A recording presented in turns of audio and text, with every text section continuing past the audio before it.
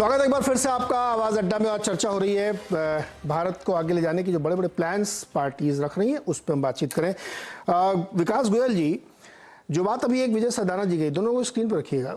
उन्होंने कहा कि इतना सारा तमाम विभागों के ऊपर, जल बोर्ड के ऊपर, डीटीसी के ऊपर, बिजली कंपनियों के ऊपर बकाया है, इसकी वजह से आप फ्री दे रहे हो, उधर रेगुलेटरी एसेट रिसीवेबल्स क्रिएट कर रहे हैं। सच क्या है बताइए, कैसे आप ये मैनेज कर रहे हैं? मतलब फ्री बिजली कैसे दे पा रहे हैं आप? नीरज जी, सरदाना जी ने जो बातें कही वो बड़ी आधी अधूरी जानकारी रखी। वो बड़े अच्छे अर्थशास्त्री होंगे, लेकिन शायद वो पूरी जानकारी उन्होंने नहीं रखी। वो कह रहे हैं कि इतना करोड़ कर्जा है। कर्जा किसका है? दिल्ली सरकार ने तो जल बोर्ड को पैसा दे रखा है, दिल्ली सरकार ने बीटीसी को दे रखा है, दिल्ली सरकार ने दिल्ली पावर उसको दे रखा है।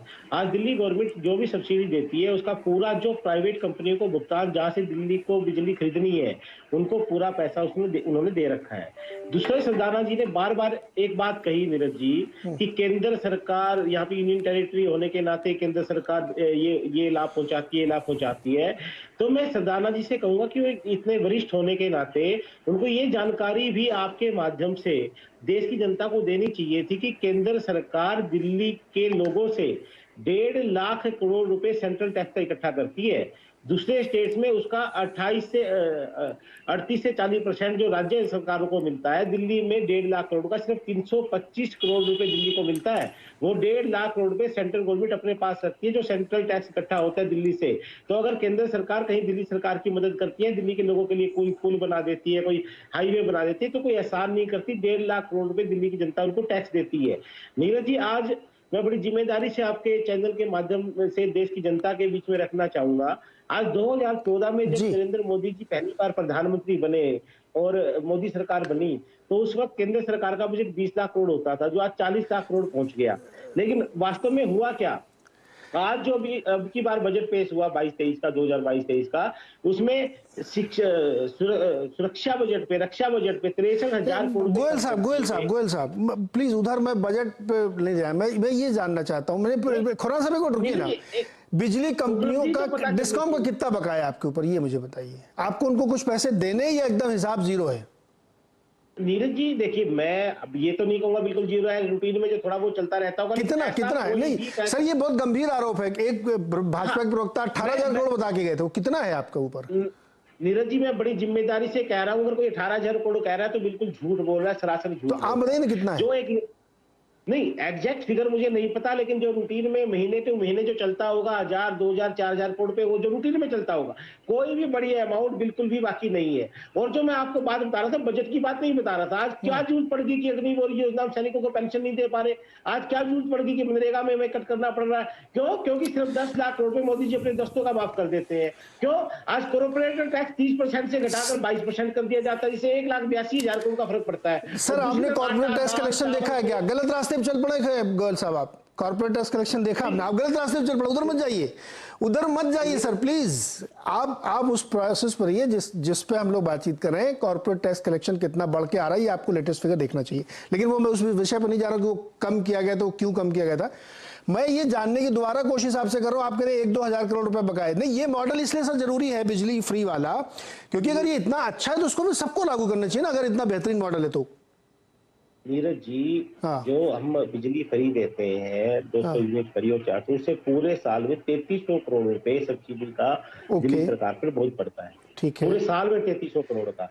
तो अगर कोई भारतीय जनता पार्टी का प्रवक्ता या कोई दूसरा आदमी कह रहा है 18,000 करोड़ की देनदारी है, तो बिल्कुल गलत बोल रहा है, पहली बात। दूसरी बात, जो भी आपने कहा डिस्कॉम के या पावर ग्रिड, जिन भी संस्थाओं से दिल्ली सरकार बिजली खरीदती है, तो उनके सबके पैसे टाइम टू टाइम पे हो रहे हैं। इस बात में बड़ी जिम्मेदारी से आपके चैनल पे कह रहा हूँ। सरदाना जी भाई, आप क्यों कह रहे हैं कि इतना ज्यादा है? तो कह रहे हैं कि 3300, वो भी रनिंग होता है, बदलता रहता है, तो साल का आता है। साल का 3300 करोड़। हाँ, साल का ही मैंने कहा, साल का 3300 करोड़, पूरे साल का 33 करोड़ सब्सिडी का। जी सरदाना जी, सर जब उनसे पूछे ना उन्होंने जो आरोप लगाया था। जी सरदाना जी, देखिए, अब विद ड्यू रेस्पेक्ट गोयल साहब से निवेदन है कि कम से कम आप अपनी सरकार के आंकड़े पढ़ लें। मैं अपनी तरफ से कहानी नहीं सुना रहा हूं।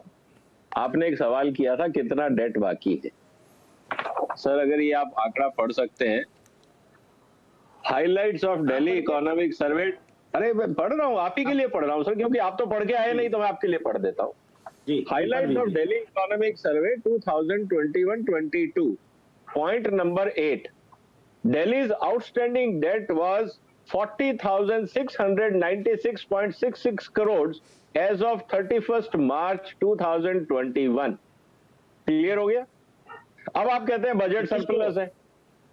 सर किसको देना है ये तो बताइए ना। या जिससे आपने लिया है और किसको दोगे? सेंट्रल बताइए गवर्नमेंट ना किसमें लिखा है इसमें? आपने कहा 40,000 किस अरे यार ये इकोनॉमिक सर्वे आपका, मैं पढ़ रहा हूँ ना आपका पेज। किसका देना है? 40,000 आपकी सरकार का दिल्ली सर, ये इकोनॉमिक सर्वे प्राइवेट नहीं छपता, आपकी सरकार छापती है। अरे तो दिल्ली आपको ये भी नहीं किसका देना है बता दो, आप बता अरे दीजिए जिससे लिया उसी को तो दोगे भाई, या नाम थोड़ी लिखे होते हैं। डिटेल हो तो आप बताइए किसको अरे देना जब है? ऐसा है भाई साहब, अगर आप, प्रवक्ता की तरह बात मत कीजिए सर। अरे मैं आप ही का डेटा पढ़ रहा हूँ। अगर गोयल साहब, अगर आपसे कुछ ऐसा नीरज, अरे एक मिनट 40,000 करोड़ देना है, गोयल साहब, एक मिनट उनको पूरी बात अपनी रख लीजिए, फिर आप उनको काउंटर करिएगा। कंप्लीट करिए सरदार जी बात अपनी। अच्छा दूसरा इनका सबसे अच्छी, और मैं क्या बोल रहा हूँ सर, आप एक काम करिए कि या तो आप मेरे ऑफिस आ जाइए कल, या सुनिए मेरी बात, मैं आपको निमंत्रण दे रहा हूँ आपके माध्यम से। बड़ी जिम्मेदारी से पूछ रहा हूँ। अरे भाई मैं जिम्मेदारी की बात कर रहा हूँ। 40,000 करोड़ देना है तो किसको देना है बताइए मुझे। बैंकों को देना है, भारत सरकार बैंकों को देना है। किसको देना है? मैं जवाब देता हूँ, किसको देना है बताइए। मैं बताता हूँ, अरे यार जब कुछ पढ़ लिख के नहीं आते हो तो बहस क्यों कर रहे हो? बात मत कीजिए। मैं बताता अरे हूँ। यार जब गोयल साहब कुछ पढ़ा लिखा करो यार, देखो प्रवक्ता आप बने हो, पढ़ के आया करो, तो आप बताइए, पढ़ के आया करो। बता रहा हूँ ना, आप बता दीजिए किसको देना है। मैं रुकिए, लिस्ट एक भेज रहा हूँ। मिनट रुकिए, खुराना जी बताना चाहते हैं। खुराना जी बताइए। ये आरटीआई का जवाब है। एक मिनट छात्रों, यार छात्रों सुनो, सुनिए सुनिए खुराना जी, हाँ loan received during the details of NSSF loan, NSSF loan, Sadanand ji बता पाएंगे क्या उससे क्या मतलब होता है? आपको भी मालूम है क्या होता है? Loan paid to the government of India as of now on 7/3/2022। ये तो 21 की बात कर रहे हैं, मैं 7 मार्च 2022 की बात कर रहा हूँ। 38,506 करोड़ 46 लाख रुपए आपने NSSF बैंक जो गवर्नमेंट ऑफ इंडिया का है उसको देना है आपने। आप कह रहे हो कुछ नहीं है, ये है डाटा। मैं आपको कहो तो अभी ट्वीट करके भेज देता हूं आपको, अगर आपको नहीं मालूम तो पढ़ के लिख के आया करिए मेरे मालिक। खुराना नहीं खुराना जी 2014 का भी डाटा बता दीजिए कितना था ये प्लीज एक बार। यार मैं जो तुमसे बात कर रहा हूँ विकास, बताइए ना विकास जी आप प्रवक्ता हो। जी जी जी बता दीजिए ना। नीरज अभी आप कह रहे थे कि जी रुकिए रुकिए रुकिए, क्लियर हो गया भाई, क्लियर हो गया। अभी इसमें आप लोग आपस में निपटते रहेंगे। मैं तो दोबारा इसलिए पूछा था कि ये क्लैरिटी रहे। खुराना साहब आपकी बात हो गई, आपने इनको एक डेटा दिखा दिया और सरदाना जी ने बता दिया इनको। अब मैं एक सवाल संजय जी से पूछ लूँ।